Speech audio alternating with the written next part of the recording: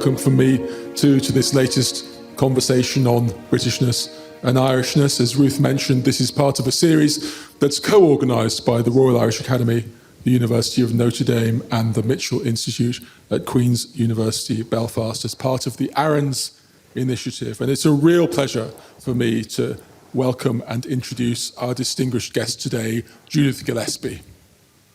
Judith Gillespie grew up in North Belfast. She joined the RUC George Cross in 1982 and was the first woman in the history of the RUC PSNI to become an Assistant Chief Constable, a position to which she was appointed in 2004.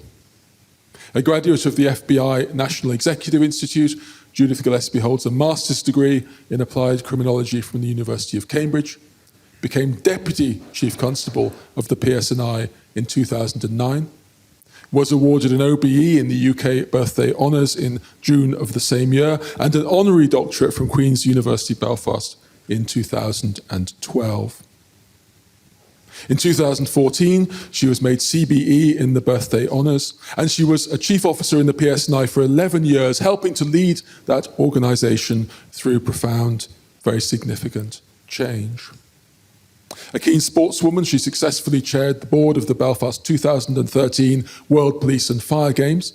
On leaving the PSNI in 2014, she became an independent leadership advisor, in particular championing the cause of vulnerable victims and survivors. She served on a number of public bodies, including for 5 years as a founding member of the Garda Policing Authority, and she recently chaired the Interdepartmental Working Group on Mother and Baby Homes, Magdalene Laundries, and Historical Clerical Child Abuse. Would you please join me in warmly welcoming Judith Gillespie to the Royal Irish Academy?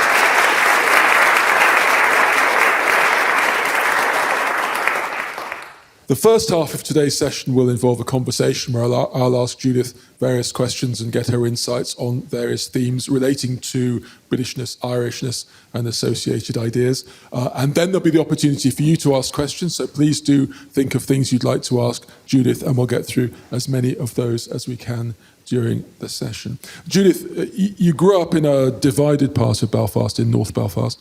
Your father was a Presbyterian minister, your mother was a nurse. Could you say something about the influences on you as you were growing up in terms of identity, of family, community, the Troubles? Okay, good afternoon, everyone. Tránon Amoy. I grew up in North Belfast. My home was Duncairn Manse, so the Manse was located behind the church, off the Antrim Road, facing the New Lodge Road, and anyone who's familiar with that area will know that it was an interface between a Loyalist and a Republican community, and we actually lived on the Catholic Nationalist Republican side of that particular interface. So my father was a Presbyterian minister, and my mother had to give up her career in nursing when she got married. Back in the day, that was the norm. I have 2 brothers and 2 sisters, and between the 5 of us, I think we managed to break almost every window in the church halls, playing football, tennis, or whatever out in the back garden. So I had a very happy childhood, but my parents were a hugely calming and inspirational influence on me. My father was most definitely a peacemaker. He was very much involved with community initiatives in the church and in the community. There was Irish dancing classes in our church halls, so Dad was way ahead of his time. And I can remember when he was trying to conduct a Sunday evening service that there was some disorder going on outside the church at the top of the New Lodge Road, and my father walked down from the pulpit in his clerical robes, went out the front of the church and asked if those starting the riot would mind putting the riot off for an hour while he conducted a service of worship, if they wouldn't mind having the respect for the Presbyterian service going on. And unbelievably, they did. They moved off, and we were able to conduct the service without any hassle. So I've lots of memories of being a Protestant child going to a Protestant school and walking through a nationalist area on my way home from school and being assaulted, spat on, called an orange bastard, all sorts of horrible things happening, but nothing of any great seriousness. But I remember my older sister having to be escorted home by the principal of the school, and she was mortified that anybody would see her walking with the headmaster, more than she was frightened of what might happen to her if she walked home unaccompanied. So lots of memories, mostly very happy, but there was most definitely that edge of understanding that I was growing up in a troubled time. And just one final little anecdote, if I may, on this, Richard. My P3 teacher in the school that I went to came in one morning. I remember it very clearly. I was 7 years old, and she wrote on the blackboard the name Victor Arbuckle. Victor Arbuckle was the first RUC officer to be murdered during the Troubles, murdered by loyalists, as it happened. And she came in that morning at school and wrote his name on the blackboard and said, "Boys and girls, I want you to remember this day and remember this man's name." And that is something I will never, ever forget. Thank you, Judith. And you yourself then joined the RUC in 1982. Which, as you're saying, was an organisation which was very much under fire and lost a lot of people. Could you say something for us about joining the RUC as a woman, being in the RUC as a woman, and something about the experiences of that choice? Did your family welcome that choice? Did they consider it to be a wise one or a difficult one? Were they worried? It was a time of significant conflict. Could you talk us through some of that? Certainly, yes. So before I talk about the process of joining the RUC, I need to tell you some final fact about my dad. So we were sent to music lessons. I learned to play the piano. If you're interested, I'm a good party pianist. I can't read music very well, but I can play by ear. So if you sing, I'll play. So I was coming back from a piano lesson, and my dad was driving the car, and my mum was in the front seat, and I was sitting in the back. And we were coming down the Cliftonville Road, which is quite a busy thoroughfare in Belfast. And as we came down the Cliftonville Road, it was about 4:45 in the afternoon. There was 3 or 4 young fellas who were standing kicking in the windows of a telephone box at the corner of the Cliftonville Road where it meets the Antrim Road. And my father immediately pulled the car in and got out to remonstrate with these young fellas. And my mother says, "Oh, Dermot, why do you always have to get involved?" And he said to her, "Janet, you're like all the people in Belfast. You'd let these folk pee in your eye before you'd do anything about it." Now, that was quite something for my dad as a Presbyterian minister to say, and he jumped out of the car and he chased these young fellas away. Now, the reason I'm telling you this anecdote is it made a huge impression on me because I was maybe 8 or 9 years old sitting in the back of the car watching all this going on. First and foremost, the public telephone box at the corner of the street was a very important resource for that community. This was long before people had landlines in their homes, let alone mobile phones. So that red telephone box was a very important community resource. Secondly, it was 4:45 in the evening. The road was really busy and most people drove on. Nobody wanted to get involved except my dad.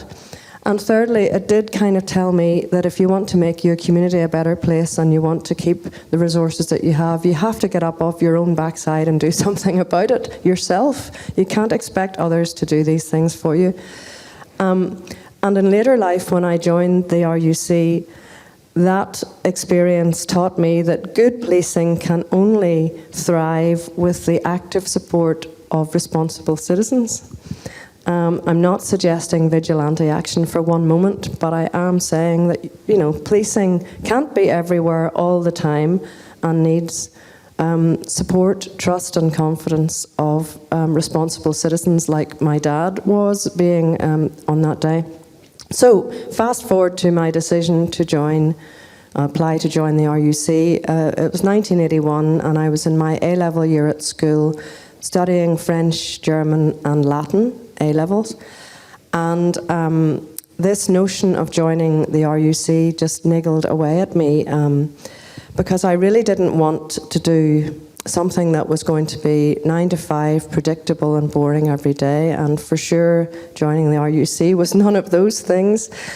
And I also wanted to do something, I know it sounds cheesy, but I really wanted to give something to my community, do something that was meaningful and responsible and useful and would be challenging and interesting and varied and certainly demanding. So when I applied to join, first of all in 1981, I was turned down because back in those days, some of you may recall, women were not armed, didn't carry firearms, weren't even issued with a baton. And so there was, through no fault of the women, a limited number of functions for which they could be used. So I applied a second time, was turned down a second time, and I think my parents thought that that was probably answer to prayer on their part, that I kept getting turned down, and maybe this notion of joining the police would go out of her head.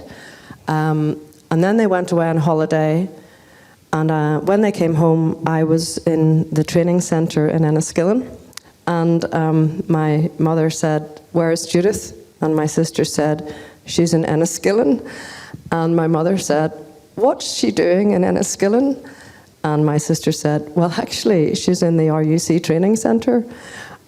So it didn't go down that well, Richard. It wasn't that my parents were anti-RUC or had any antipathy towards the organisation. It's just they felt that that wasn't the job for their daughter. And I'd actually done pretty well in my A-levels at school, well enough to get to Queen's. I'd gone to Queen's for a short time to study French and German because I was turned down by the RUC.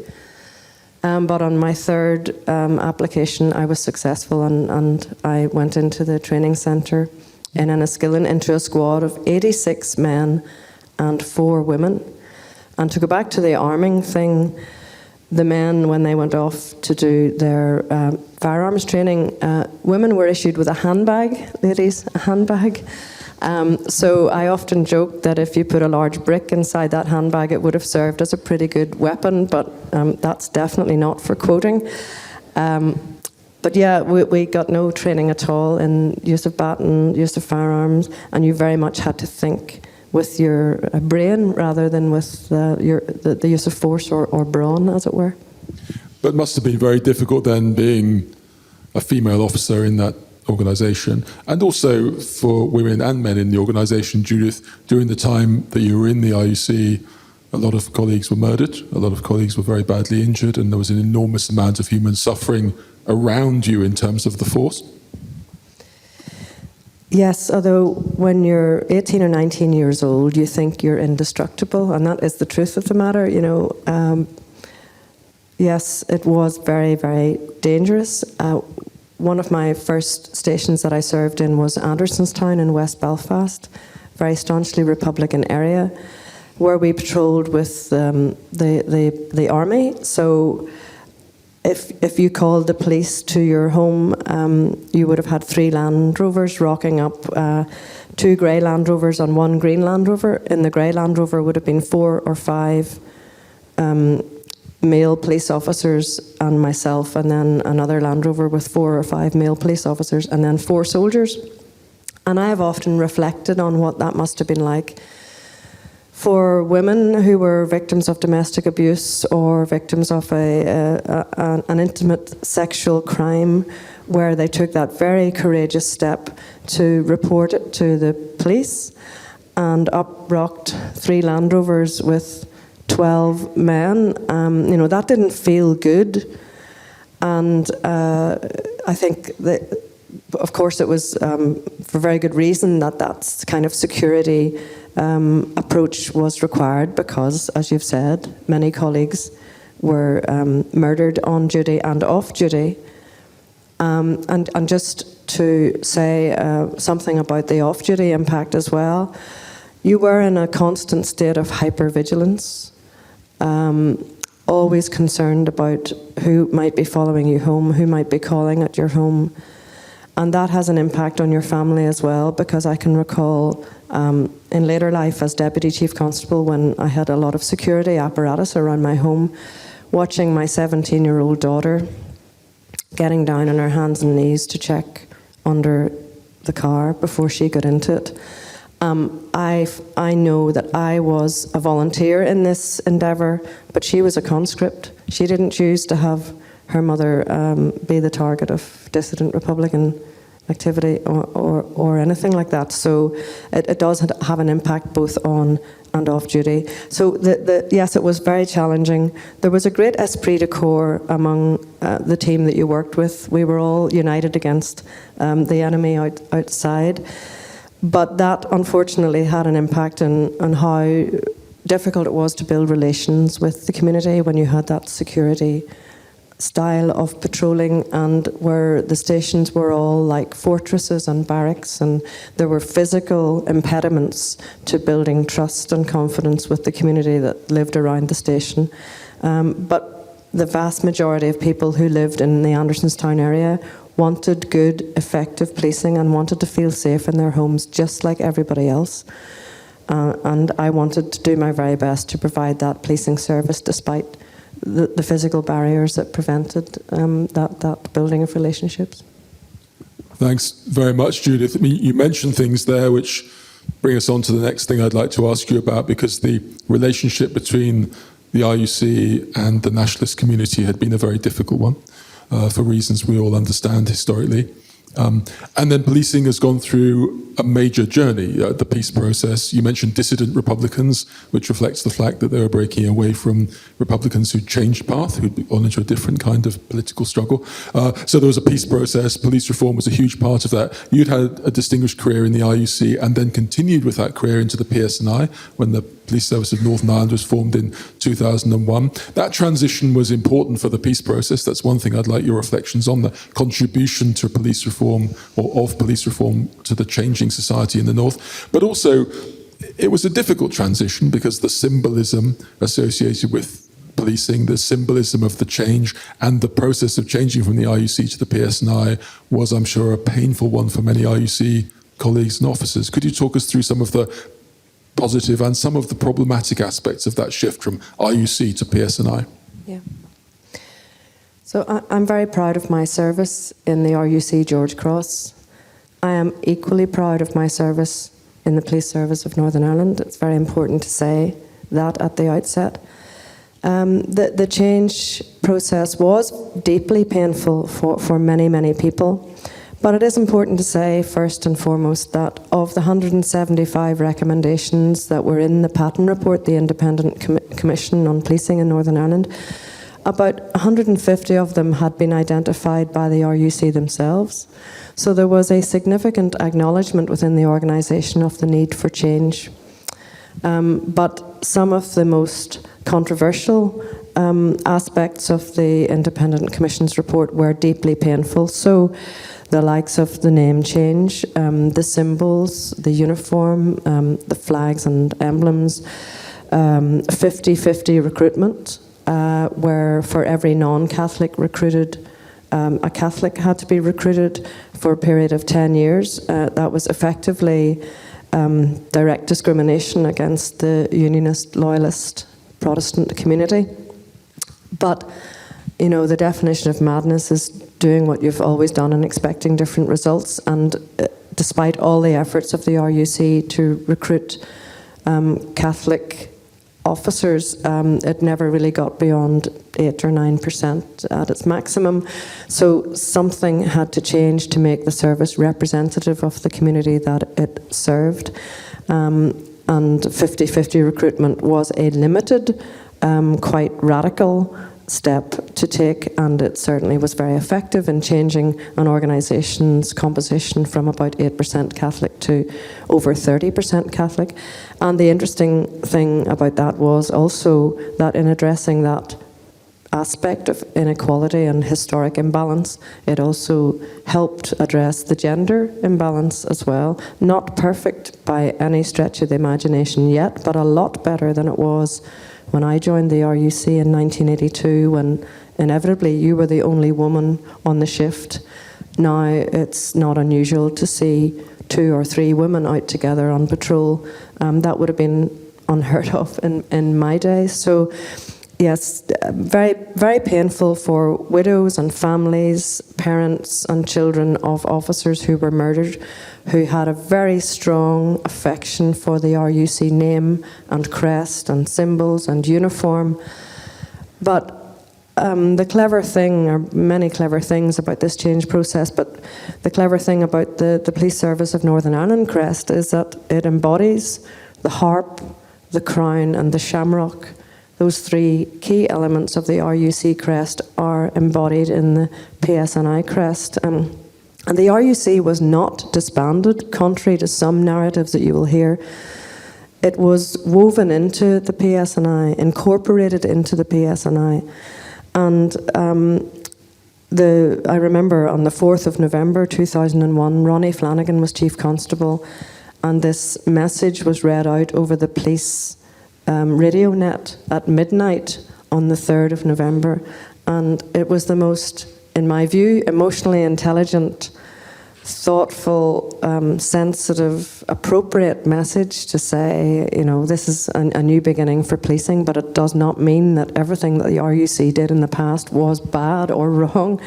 And it was important to honour and remember what was good about the service of the RUC, but to move forward into a new dawn. And how well, Judith, has debate and memory and discussion in Northern Ireland accomplished that in terms of memory of the RUC, in terms of remembering the years of the conflict in Northern Ireland? Has there been that balancing act of remembering those things which were benign and honourable and good and brave, as well as being critical of things which were malign and ill-judged and inappropriate? I think as an ex-RUC officer, it is important for me to say that the RUC made mistakes, like every organisation composed of human beings.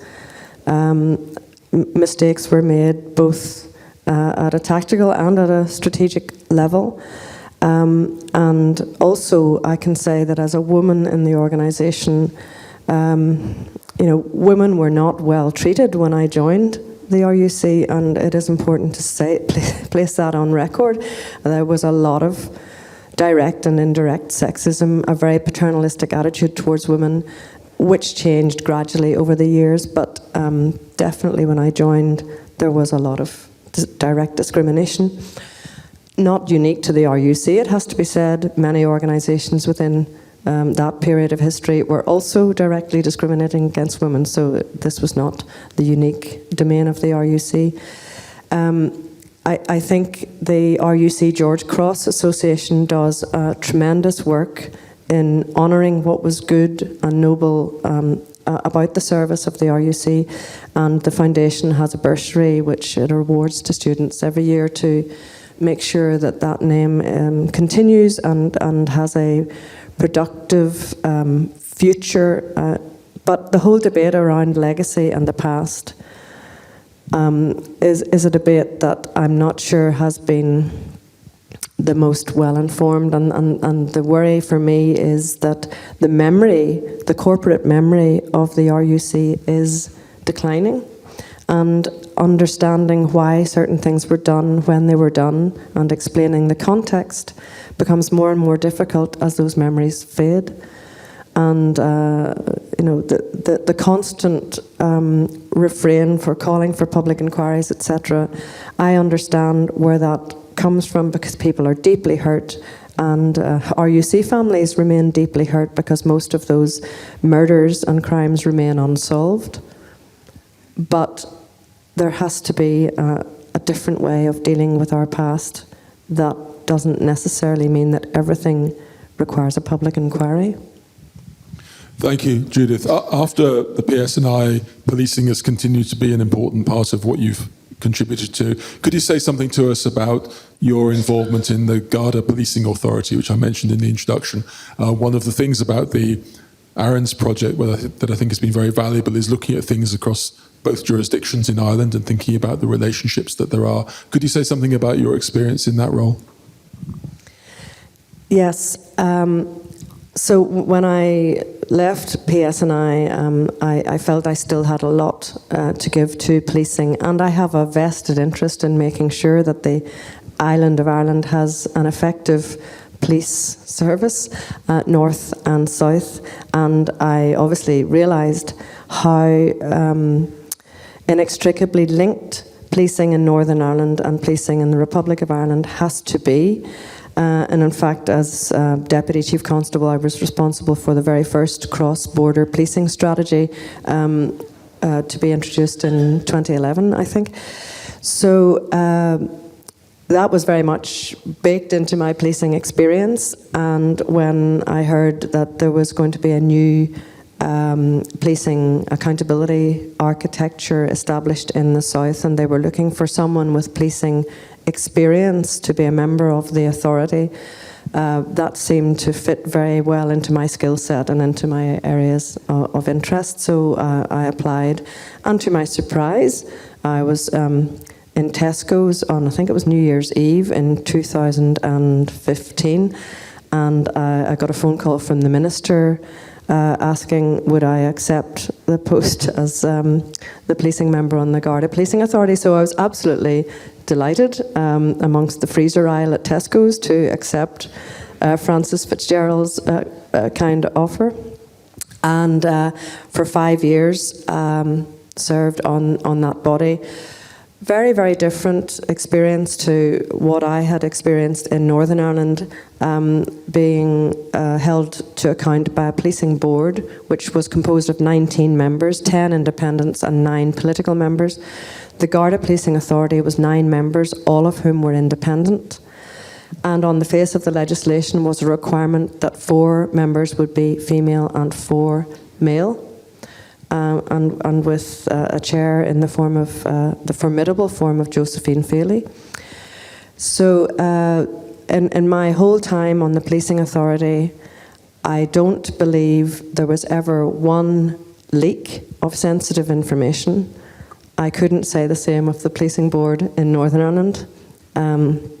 But I feel strongly that the 9 independent members acted with integrity and good faith to try and make policing in the Republic of Ireland better. And of course the Guards had been the subject of a number of high-profile and well-publicised scandals around breath testing, around fixed penalty notices, homicide investigations, etc. And so I felt I could bring my experience of the PSNI being subject to its own share of scandals and how those were handled and how you learn from them. Those who were responsible have to be held to account, but you also have to have a culture of learning. Otherwise, people will suppress when something goes wrong. One of the best pieces of advice I was ever given as a young police officer was don't follow a cock-up with a cover-up. And for sure that stood me in good stead, and it's advice I would give to anybody in any walk of life. If you make a mistake, fess up and fess up early. And that in police culture isn't always the way things are done internationally, not just here or in the north. No. Thank you, Judith. In a moment, we'll come to the audience for questions, so I hope you'll have those ready. But one more question from me before moving to that phase of our conversation. Sport has long been an important part of your life, and I know you've reflected on aspects of sport in relation to cultural identity and other things in relation to cultural identity, including language, including the Irish language. These are themes very resonant with the work of Aaron's and also with the conversations on Britishness and Irishness. Could you offer some reflections, maybe particularly around sport, in terms of Ireland, Northern Ireland, different community approaches and relations to identities on the island? Yeah, sport has been a big part of my life. I played hockey at school. I wish I'd been allowed to play soccer. I'm a frustrated soccer player. I think I would have been quite good at soccer, but it was never encouraged. In primary school, it was actively discouraged and thought to be unladylike. Did you ever?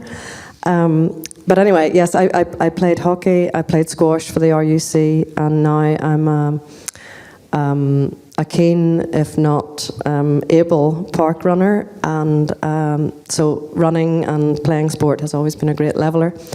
And as Deputy Chief Constable, I also felt it was quite important to be seen in the gym, to set a standard for keeping yourself fit and active. And it was amazing, the conversations I used to hear in the women's changing room in the gym at Garnerville. You used to sort of stand there quietly and think, really, is that going on? You would hear all sorts of things because nobody's bothered about your rank when you're standing there getting changed in the gym and you're sweaty like everybody else. So I think sport is a fantastic leveller and a great uniter. The World Police and Fire Games were hosted in Belfast. We had great support from the GAA. Gaelic sports were part of the Games agenda. And if I recall, the Guards did very well. I think they swept the boards with all the medals. So understanding that connection between sport and community and identity is very, very important. But the one thing, I suppose, that always makes people laugh is that when people who aren't Irish, when it comes to Ireland playing England, regardless of what the sport is, it's Ireland every time. And I try and explain this to people outside the UK. You're British, you're Protestant, you're from Northern Ireland, and you support the royal family, blah, blah. And yet, what is this about the English? Why do you never support the English? So when Ireland are playing cricket, rugby, whatever the sport, it's Ireland every time, and there's something visceral about that. And yet, on the other side of that coin, when I started with the Garda Policing Authority, I walked into the boardroom on my first day as a member of the Policing Authority, and in the corner of the room was an Irish tricolour, and I had this almost visceral reaction in my stomach that I'm working for an organisation which has the Irish tricolour in the corner. And then I had to say to myself, Judith, wise up. This is the Republic of Ireland and that's their flag. Get over yourself. But it was, a very, as I say, in the pit of my stomach reaction, not something that I actively thought about. It was visceral. So sport, identity, culture, language.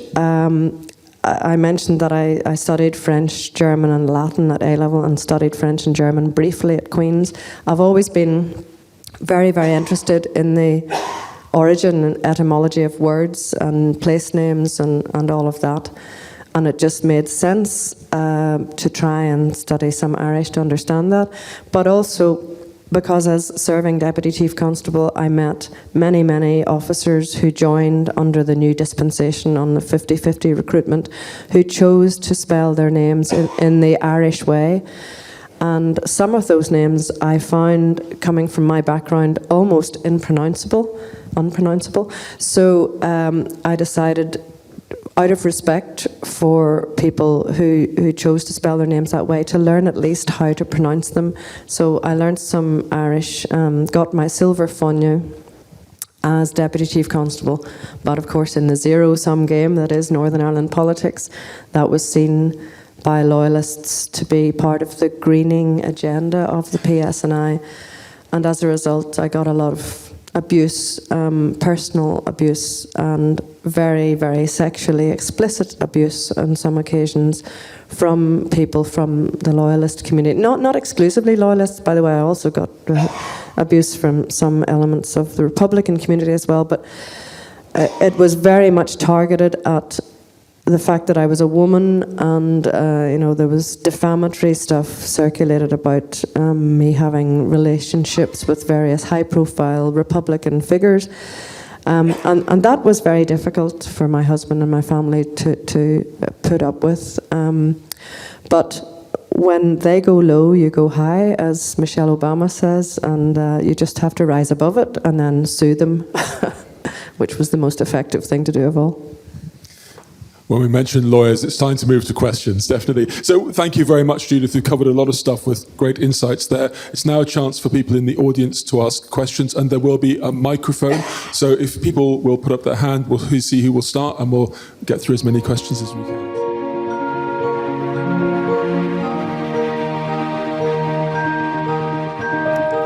I can understand why morale there's a perception that morale may have declined. I can tell you, when I joined the RUC in 1982, I was told that morale was at an all-time low. And, as Deputy Chief Constable, I was told that morale was at an all-time low. And in conversations, I was speaking to some Garda officers just a couple of weeks ago at an International Policing Association event that I was at, and I was told morale was at an all-time low. I think, I can understand why people might be saying that. And during my time as a chief officer in PSNI, I remember the words of Honora O'Neill when she talked about when you plant a new shrub in your garden, you water it and you tend it and you look after it.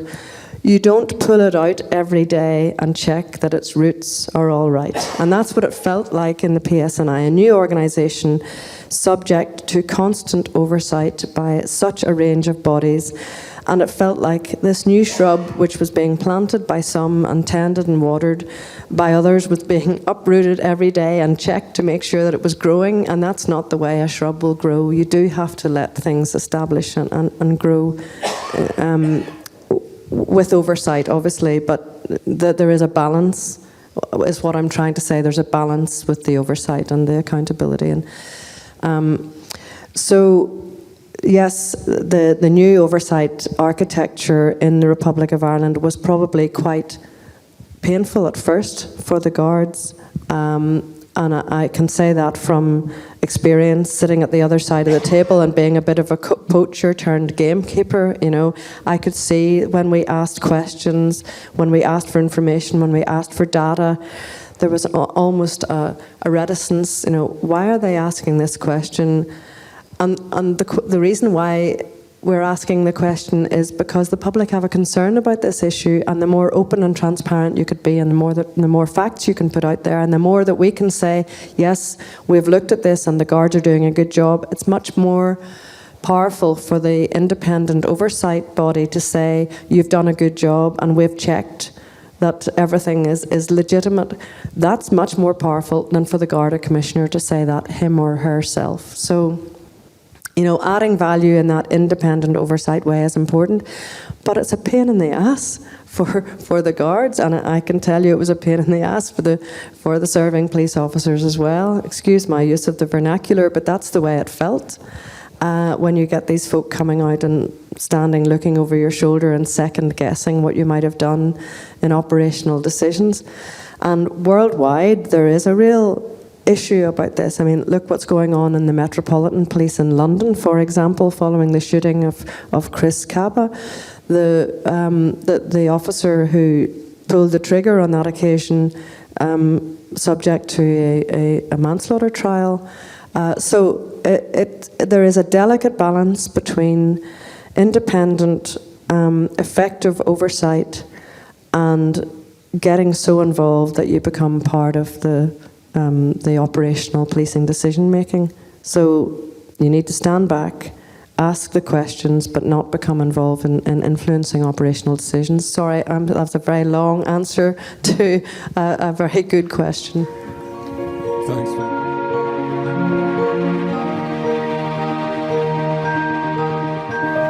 Yeah, stereotyping can happen in so many different ways. Gender stereotyping, stereotyping young people, as you've referred to.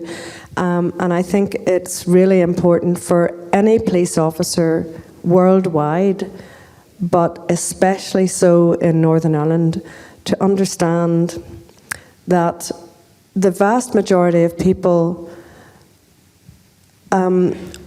have yet to make up their mind as to whether they're going to 100% support the police.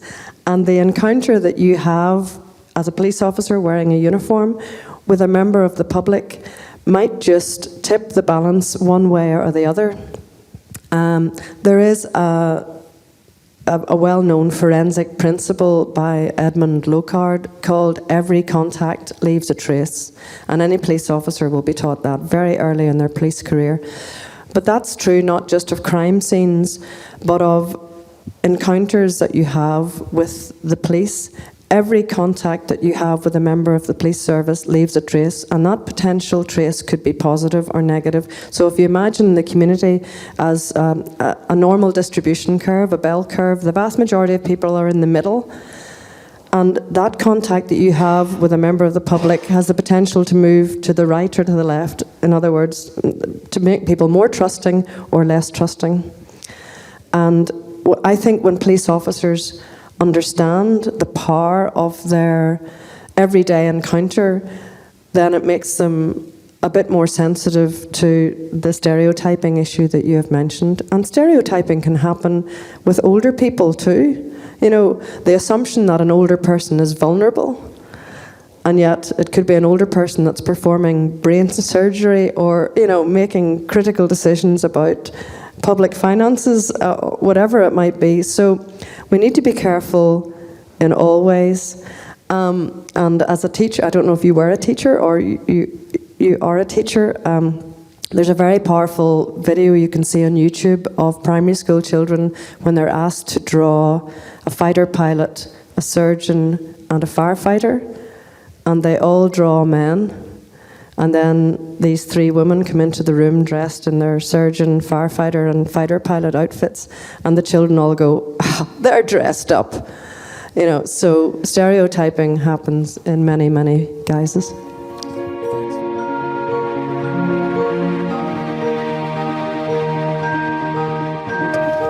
Yeah, I joined in 1982, and in truth, as I reflect on that, I was probably quite politically naive when I joined the RUC.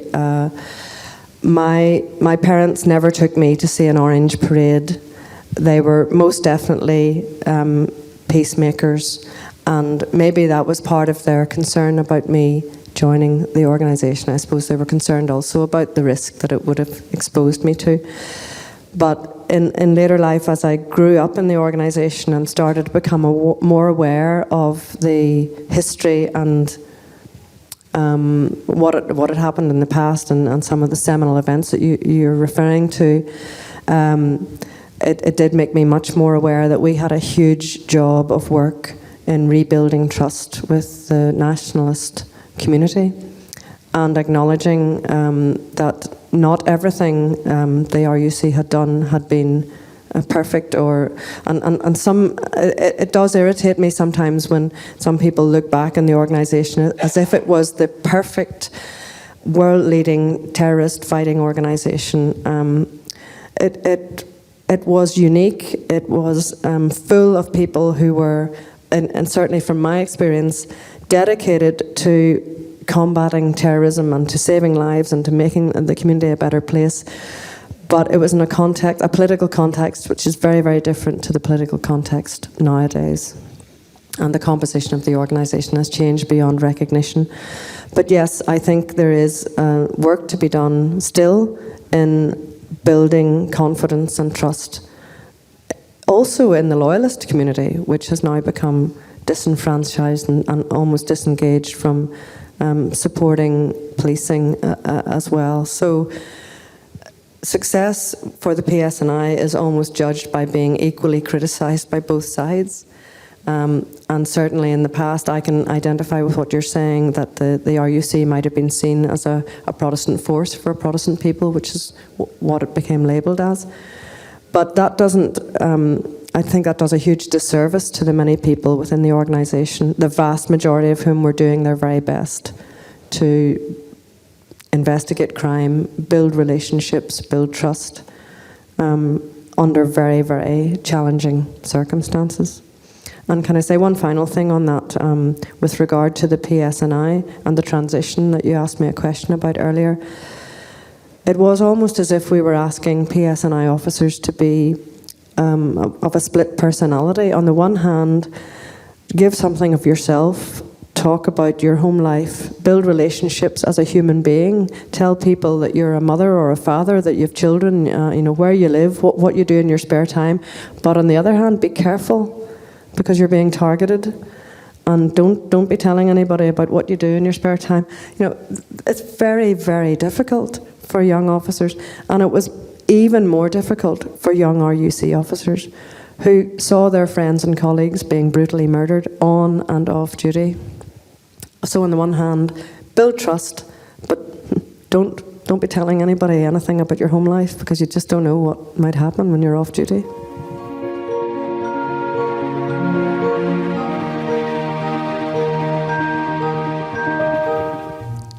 So apart from the Garda Policing Authority, which I finished with in 2020, Richard referred to my role as chairing the working group on mother and baby homes and historical clerical child abuse. And I fulfilled that role for just over 2 years. It was very, very challenging, because I took up that role just at the start of lockdown and COVID and the restrictions.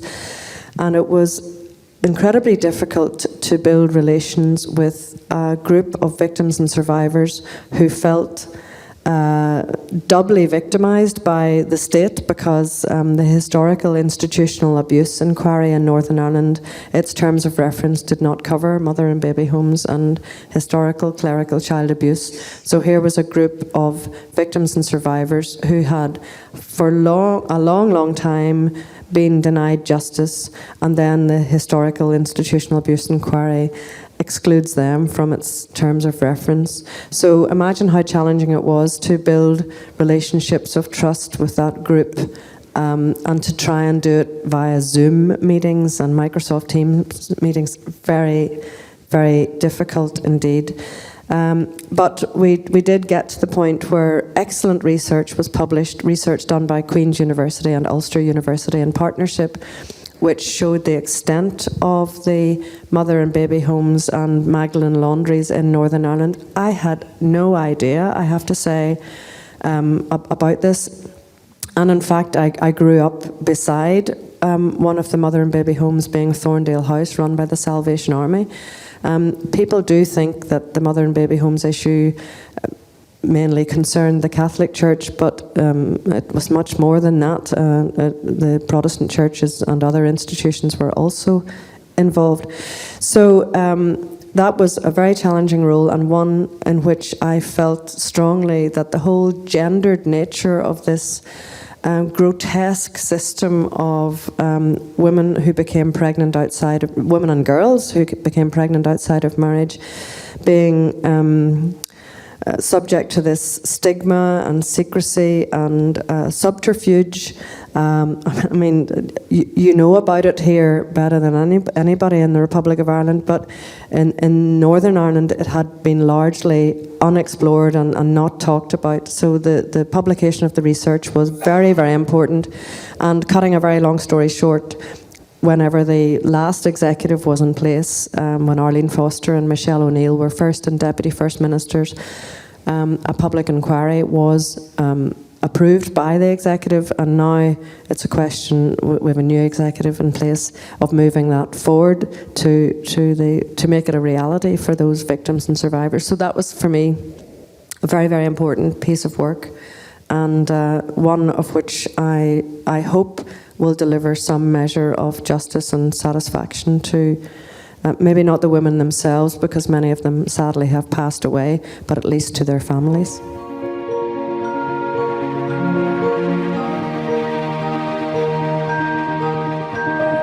I wish I could explain it,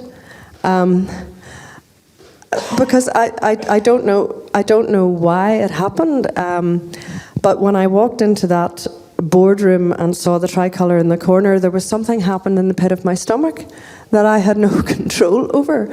I can't explain it. I wasn't.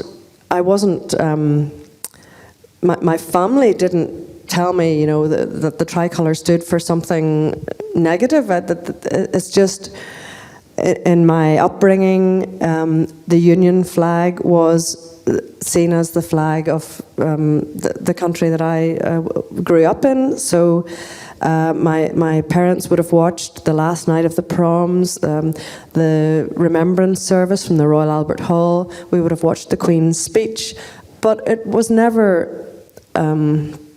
There was never anything negative instilled in me about the Irish tricolour. So that's why I mentioned it. I can't understand it, but it was an almost physical reaction. So I wish I could explain it to you.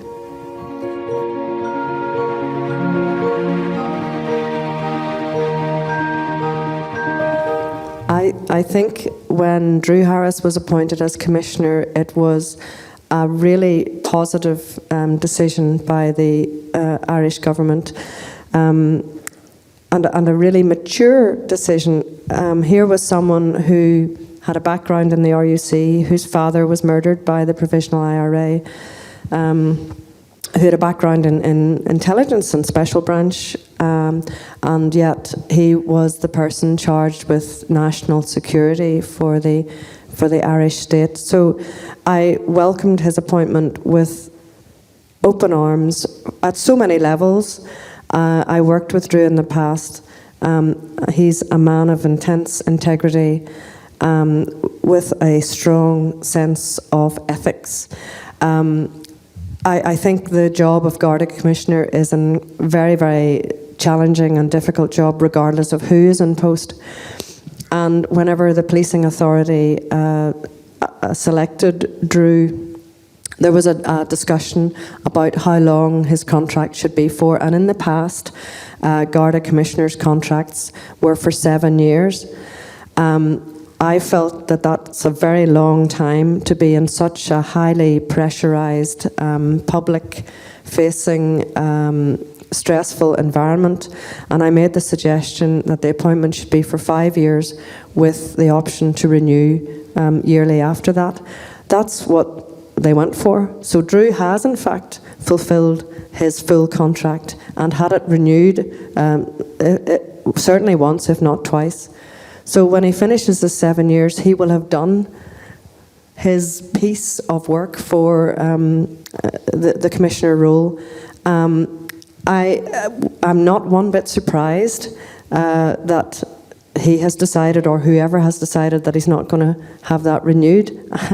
I think 7 years is a long time to operate in that highly pressurised environment for anyone. With regard to anti-Northern sentiment, I don't buy into that. I do see, I'm a realist and a pragmatist as well. I do see that there would be some resentment from within the senior ranks of the Guards to see so many people coming from Northern Ireland with PSNI backgrounds who are able to take a full pension in Northern Ireland and then come and be appointed to very senior roles within the Guards. I think the challenge is that the same should happen, that the Guards could come north and take jobs in Northern Ireland. That has not happened because of pension issues, and it's less attractive for Garda officers to take up senior roles within the PSNI. If that could be sorted out, and if the pension issues could be dealt with where it could make it equally attractive, I can see both sides have nothing but gains out of mutual exchanges and transfers and secondments, and helping to build that level of knowledge about cross-border policing and mutual understanding of both organisations. There's nothing but gains to be had from that. But at the moment, I can understand why it might be perceived as one-way traffic from PSNI to the south. But hopefully, with time, that will be addressed.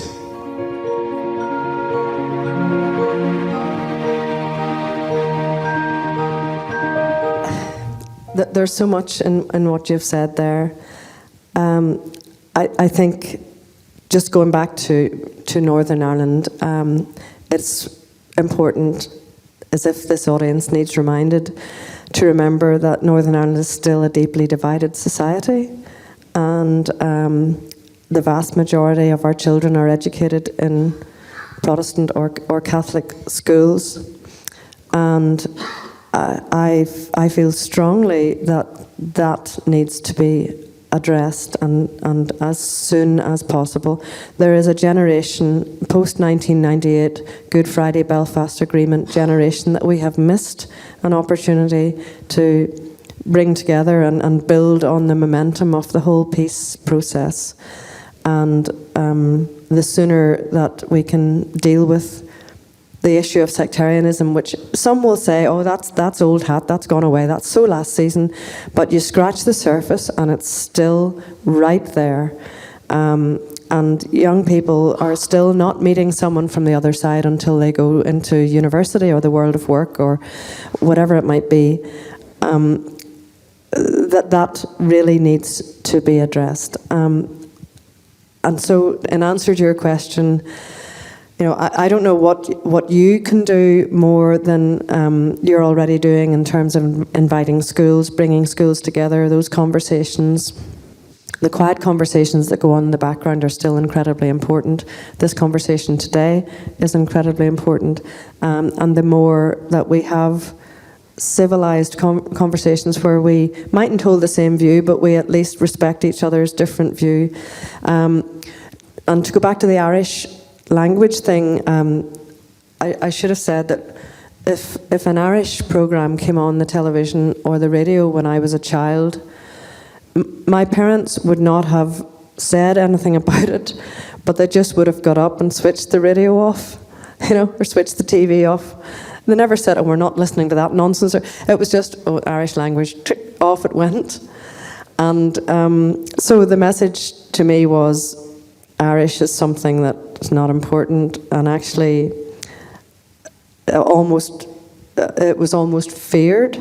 And my learning of some Irish removed that mystique and that fear. So in education and understanding, there is great power, and the more that we can have those quiet conversations in a civilized, respectful way, the better.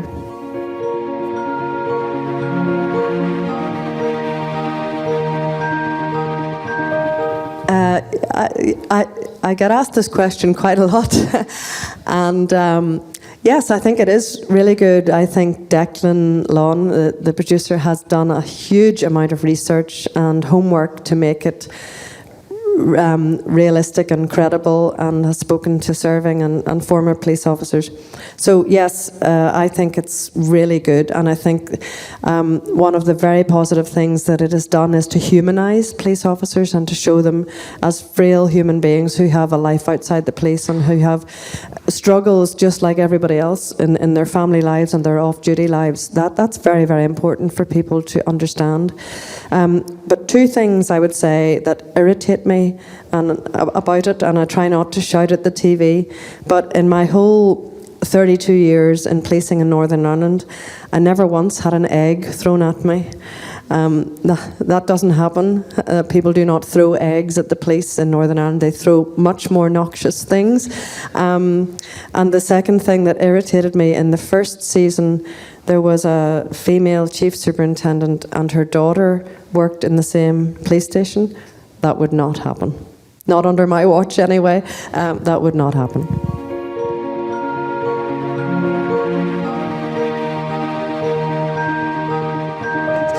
Yes, so I've been a Gillespie longer than I've been a McMorran. McMorran is my maiden name, and Gillespie is the bishop's servant, I understand. And so, yes, I guess I would love to know a lot more about my roots. The McMorran clan, I believe, we're from the Isle of Mull, and sometime when I get a chance, I'm going to trace my Ulster Scots heritage. I suspect there's a bit of Viking heritage in there too, which I would love to do some homework on as well. But yeah, Gillespie is my married name. I have two daughters, both of whom say that if and when they get married, they're not changing their surname. Good for them. That's an excellent note on which to conclude your answer. So can I say some words of thanks? It's time for us to bring the formal proceedings to an end, but we will be having lunch. Please do come and join us towards the front of the building and carry on the conversation informally if you have time to join Judith Gillespie for lunch. I'd like to say thank you to the Royal Irish Academy and Notre Dame for hosting this event. I think this series of In Conversations has been a tremendously rich one. I've certainly learned a lot from them, including today. Thank you to all of you for taking time out of your schedules and for the range of fascinating questions. It's great to have an audience like this asking such perceptive and sharp questions, but in particular for an incredible set of reflections, insights based on great experience, tremendous honesty, and a real set of illuminating thoughts. Please join me in warmly thanking Judith Gillespie.